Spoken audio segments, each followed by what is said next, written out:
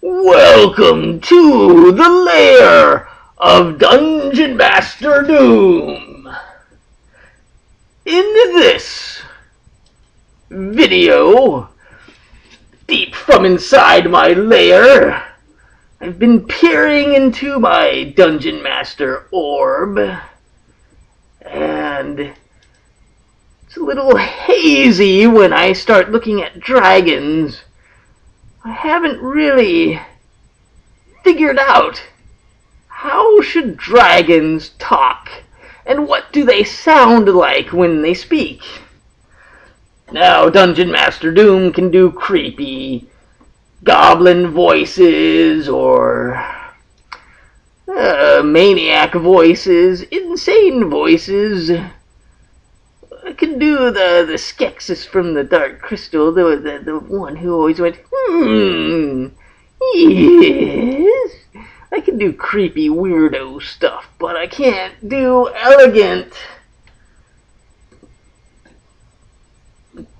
dragon voices. I can't even imagine what a dragon would sound like.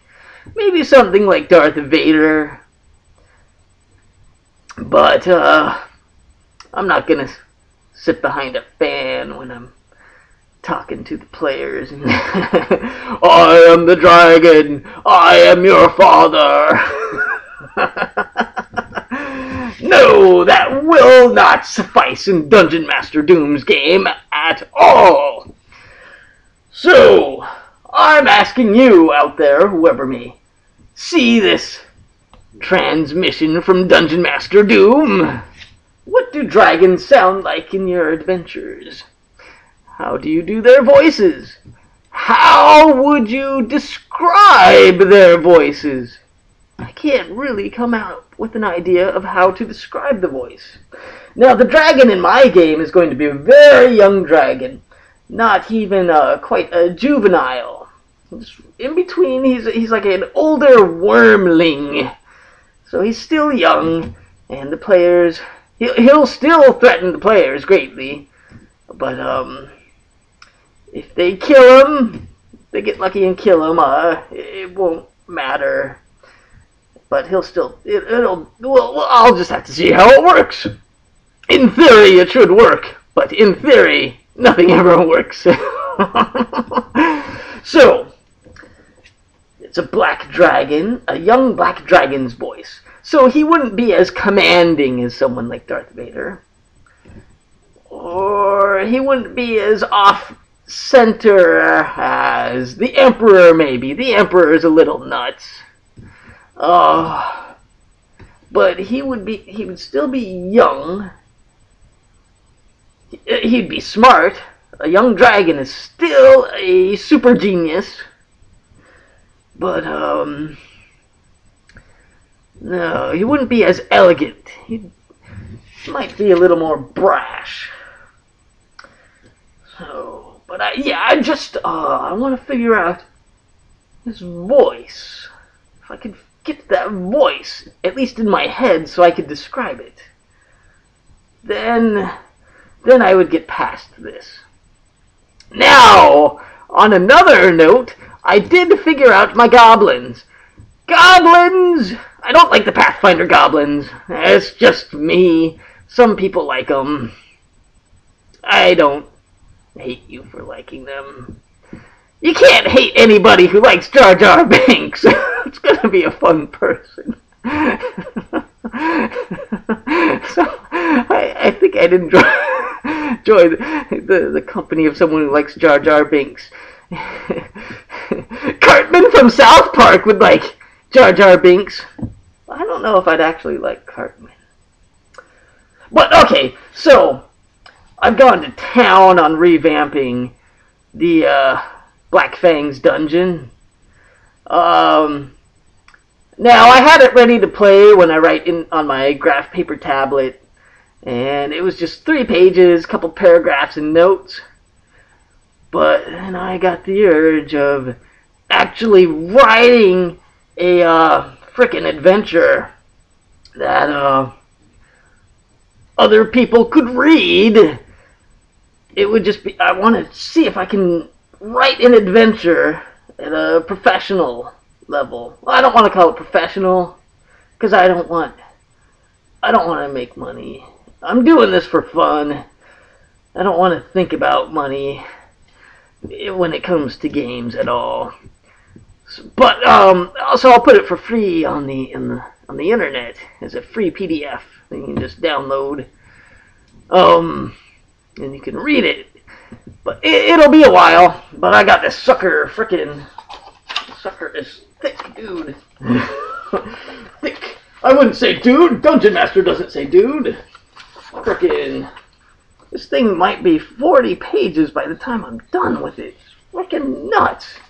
And that, I'll go into more detail later about it when I actually have it up on the internet, but I got a ways to go. I got the whole thing written. I'm on the 3rd draft. And I'm at the point to where I can't even, I can't edit it myself anymore. I need someone else to look at it.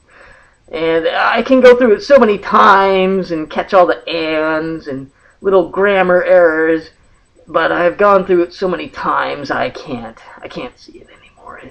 I've edited it as much as possible as one person could. So I got my goblin description in here. And this adventure, no house rules or anything, which was tough to get over, because I don't like the gold piece system. I like doing the silver standard because carrying around gold pieces is ridiculous.